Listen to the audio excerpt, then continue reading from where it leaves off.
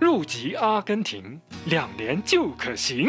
最近收到很多关于移民阿根廷的留言，各种问题都快要把信箱塞满了，所以今天就是来好好回应各位热情的提问。Hola，大家好，我是 J， 我是 KK。关于阿根廷入籍签证等等问题，马上一次过详细清楚讲明白吧 ，Vamos。有朋友问，听说移民阿根廷蛮简单，只要在那边乖乖住满2年，就能变成阿根廷人，这是真的吗？看来很多人一听到2年入籍这几个字就两眼发光啦，哈哈。想要成为阿根廷人，当然要先了解一下游戏规则嘛。根据346号法案，在阿根廷连续居住满2年，并向地方法院法官表达意愿成为公民的外国人，可以规划成为公民。真的有提到2年诶，所以是真的咯。先冷静一下，法律条文上是这样写没错，但有没有注意到有2个非常重要的关键字呢？2年，法官还是公民呢？是连续居住跟可以规划这2个。难道这暗藏了什么玄机吗？这个连续居住的意思是必须持有阿根廷的合法居留签证，就是临时居留、永久居留这些了，这样的居住时间才算数哦。那就是说，如果只是拿旅游签证或短期签证，还有过期居留，就算住满2年也不算数咯。那么住满2年是怎么计算的呢？要乖乖住满，不能乱跑，还是说中间可以出国玩几次也 OK 呢？可以这样理解吧。短时间偶尔的出国旅游探亲都是 OK 了，但如果太频繁，或者是单次离境时间太长，那么可能就会对你的居住意愿打上大大的问号啦。到时候入籍的申请可能会遇到麻烦，需要花很多时间去解释。这样看来有点模糊啊，到底有没有一个标准说每年可以离开阿根廷多久呢？坦白说，目前没有明确的官方标准说可以离境多久。不过按照过往经验来说，离境2至3个月吧，通常是可以接受的。但到最后真的要看个案的情况，所以最好是把生活重心放在阿根廷吧。那么生活上的记录就很重要了，像是房租的合约、住址证明、水电费账单，还有在阿根廷的缴税记录等等，这些都是证明啊。没错啊，这些记录都是非常有力的参考，可以在申请规划的时候更有说服力，证明你是真的在阿根廷生活。所以事情远远没有表面上看那么简单吧？没那么简单。还有可以规划也是重点吧？对啊，要记住连续居住2年只是取得规划资格的门票，而并非保证可以拿到国籍哦，这就是可以规划的意思了。所以居住时间只是最基本的啦，还要符合其他要求才可以成为阿根廷公民哦。没错，更重要是有没有表现出融入当地社会，展现长期居住的意愿和能力哦。又有朋友来信问了一个很实际的问题，申请阿根廷的国籍是不是真的要跑到法院跟法官1对1面谈呢？还是现在都数位化了，线上交文件就可以搞定吗？这应该是很多朋友心中的大哉问吧。听到要见法官，感觉像要上法庭接受审判那样，压力山大啊。对呀，万一我太紧张怎么办呢？还是法官会很亲切地问我，你最喜欢阿根廷的哪个足球明星呢？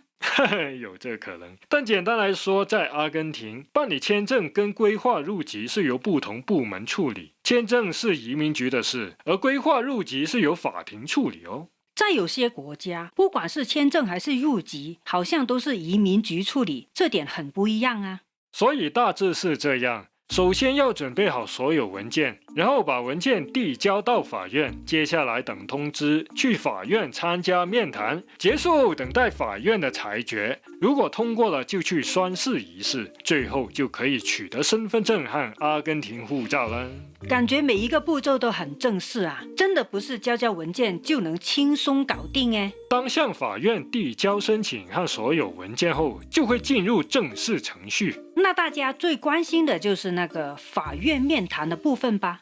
大概是怎样进行的呢？根据过往经验，法院很可能会随时通知申请人去当地法院面试，有时候甚至是今天通知，明天或后天就要出席。所以如果在申请期间常常不在阿根廷，或是临时接到通知却无法出席的话，那么申请就很可能被延迟，甚至是被拒绝哦。这么临时啊，感觉就要确保申请人一直人在阿根廷吧，所以在申请期间就乖乖待在阿根廷吧。那回到重点，面试会问些什么呢？面试的时候，法官会用西班牙语进行对谈，可能会问一些个人背景，为什么想要成为阿根廷公民，或者考考你对阿根廷这个国家的了解程度了。西班牙语面试，这对很多刚移民的朋友来说，真是一个大挑战哎。没错啊，其实在很多国家，入籍都要求申请人具备一定的当地语言能力，阿根廷也不例外。那么整个申请流程，从递交文件到拿到护照，大概需要多久的时间呢？这真的要看情况。如果很顺利的话，可能面试一次就通过了，但有些人可能需要面试好几次，而且每次面试之间可能会相隔好几个月。平均来说，整个流程可能需要1到2年的时间，但有些比较复杂的情况，等个3、5年也不奇怪啊。这个过程听起来还蛮漫长的呀。看来除了要做好移民功课之外，还要寻求专业人士的协助，而且要学好西班牙语才行。阿根廷素来就有官僚主义的问题，如果不熟悉程序，如何追踪申请进度，或者遇到突发状况不会应对的话，真的有可能会拖很久哎。无论移民到哪个国家，中间过程都不会简单，保持耐心真的是很重要啊！欢迎在留言区分享你的想法。接下来看看下个问题。在入籍这个话题，还有很多人敲碗的问题就是：阿根廷承认双重国籍吗？放心好了，阿根廷承认双重国籍。哦，那就是说，如果入籍阿根廷，原本的国籍还能保留？完全正确，除非是原本的国家不允许拥有双重国籍哦。Exactly， 有些好厉害的地方就有这样的规定吧。那其实也没有多大关系吧，反正在阿根廷这边是允许的嘛。但其实这些都不是重点啦。既然阿根廷可以脚踏2条船，那还有什么是重点呢？重点在于阿根廷公民所需要承担的义务。实际上要做什么呢？难道要每天早上起床升国旗、唱国歌吗？放心好了，在阿根廷不会强迫你这样做。不过有个很实际的就是，阿根廷政府可能会对公民的全球收入进行征税，所以成为了阿根廷人，世界各地的收入都可能要交税哦。缴税是公民责任嘛，这可以理解。但如果哪天因为某些原因不想当阿根廷人，可以放弃吗？一旦透过合法途径取得阿根廷国籍，基本上是不可以放弃的哦。哈，不能放弃，这么霸道哦？对呀，这个身份是跟你一辈子了，所以在申请之前真的要考虑清楚啊。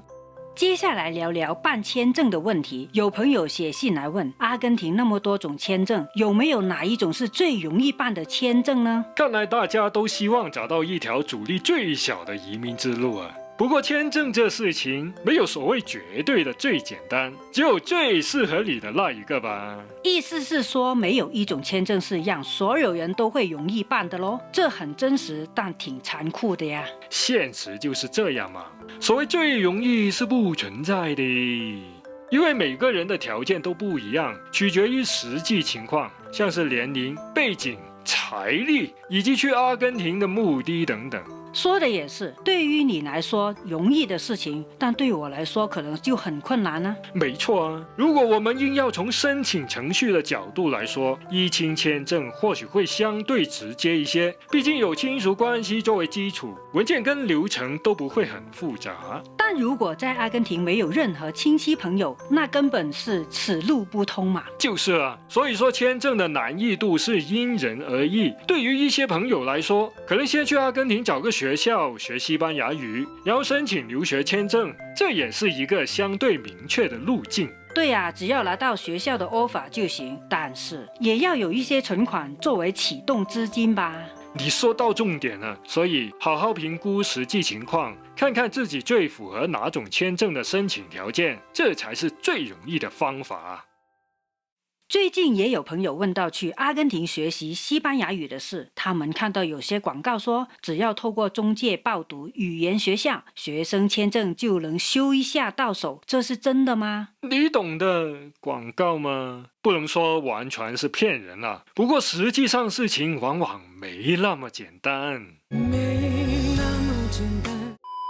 那如果真的是想去阿根廷好好学个1年半载的西班牙语，正常的签证申请流程是怎样呢？首先，肯定要先找到一间阿根廷的语言学校接受你的报读吧。找到愿意接收的学校后，学校通常会提供一份入学确认函，这个是申请学生签证的必备文件哦。而且学校还会在阿根廷的教育系统里帮你完成注册手续，确保资料在移民局那边也查得到。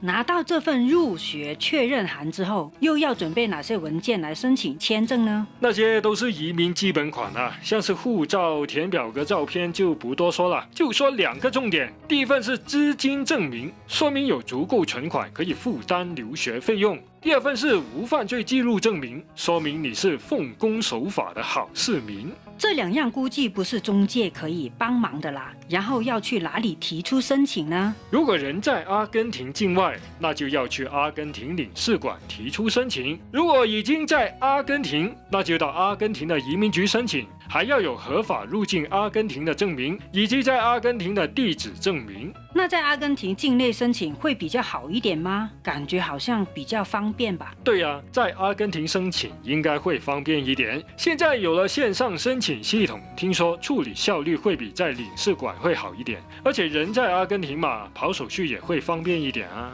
那就是说，如果通过中介报读语言学校，他们估计可以帮忙找到学校、办理入学申请、注册这些事情，但是并不代表可以当个甩手掌柜，以为修一下就能到手签证。很多重要文件还是要自己准备才行哦。其实关于学生签证这方面，还有很多细节可以聊，如果有机会的话，可以单独开一集来谈谈。如果今天的内容对你有帮助，别忘了动动手指帮我们按个赞啊！